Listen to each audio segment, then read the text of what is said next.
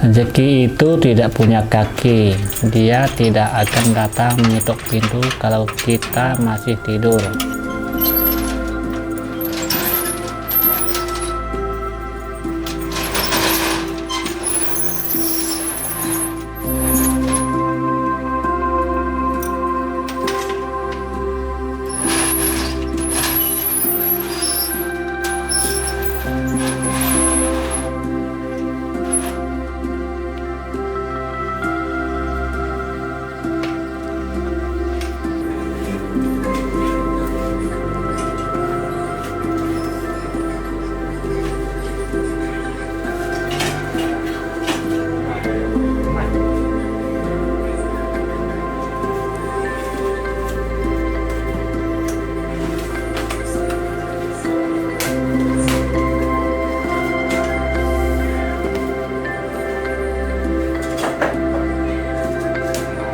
Memang orang bilang saya sudah tua, tapi semangat saya masih tinggi untuk bekerja. Dan saya pun masih punya toko. Hanya tidak bisa saya mengandalkan, ya selagi saya masih mampu, saya tidak bisa tidak bekerja. Toko ini hanya untuk memperlengkap, atau paling tidak untuk bekal sehari-hari lah gitu, untuk makan sehari-hari.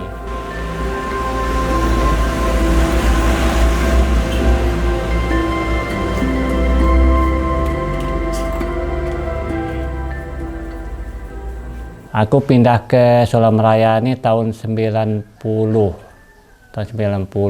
Nah, waktu itu ya jalan kaki kami dari Menimbuk ke sini gitu, jalan kaki. Jadi selama tahun 90 sampai 91 lahir anakku yang pertama yang bernama Yunita. Nah, gitu. Kehidupan aku waktu itu sangatlah susah pokoknya. Luar biasa susahnya. Usahaku waktu itu jual ke kampung pakai tengkalang jago kami, pakai ladung jago kami, bang. Jual barang kampung sama ikan asin. Aku Demak. Jadi dari itu ke Menimbuk tuh sehari lah jalan kaki. Biasa aku makai di Tapis biasanya. Nah, dalam perjalanannya kadang-kadang ikan masin terlaku, kadang-kadang tenai malam cara Demak. 2 hari 3 hari dari bungkus ya sekilo Pak. Setelah itu datanglah CO Keling Kumang tahun, panjang ceritanya tahun 2005 salahku. Jadi pertama Keling Kumang masuk tuh aku sebenarnya tidak percaya sebenarnya awalnya dengan Keling Kumang tuh. Tidak percaya pakai nama. Prinsipku gini. Keling Kumang datang penyuluhan sini kan gini dia. Masuk Pak, kata tidak. Masuk Keling Kumang tuh bagus. Jadi aku pikir kenapa kok masa-masa aku coba masuk ke Keling Kumang? Bank kan ada. Kau nabung apa? Nak ke bank, pikir aku kan. Dan aku lihat perkembangannya sih bagus nampaknya CO ini kan. Kata Sidak, tahu ngaju Pak, kata Sidak kan. Non habis duit buat teh. Masalahku 10 juta.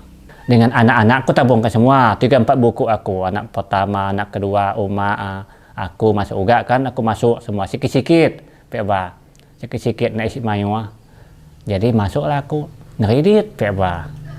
Pertama aku ngeredit pakai mula gereja. Bukan untuk diri ya.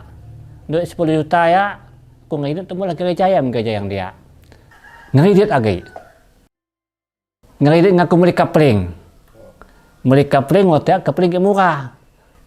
Nggak sampai 2 tahun lunas. Ngeredit lagi. Pokok jangka waktu sekitar 10 tahun. Aku yang kerja macamnya ngeredit tutup. Tapi bayar mendak hasil dia lah. Ngeredit tutup. Makanya sampai 2019 tuh aku sampai boleh member karena itu tarik tekan. Karena dalam waktu 10 tahun aku udah ngeredit sampai 12 kali kalau salah aku. CO ini kami terbantu anak-anak saya di samping masukkan takan semua, ada yang takan plus, ada yang takan yang berjangka tuh, ada. Sampai kemasukan Siska, dimasukkan semua gitu anak-anakku mulai dari bayi karena ada bantuan begitu kan. Dua ini kan ada CO, lahir dari CO, jadi mulai dari bayi aku masuk dan kan dapat bantuannya dimasukkan juga ke CO. Nah, jadi di samping ada Simpar ada Siska, anak-anakku ada agak takan, lengkap lah pokoknya. Nah itu. Jadi dengan CU lah aku mampu nyekolahkan Miak. Ya puji Tuhan yang dua udah jadi dosen, yang satu tinggal nunggu nggak sampai setahun lagi udah lulus S2-nya gitu.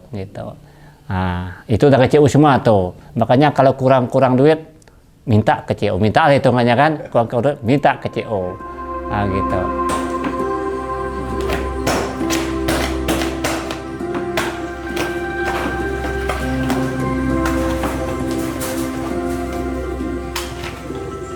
Kuncinya disiplin. Bisnis ini harus dikelola dengan jujur. Untung sedikit, ditabung.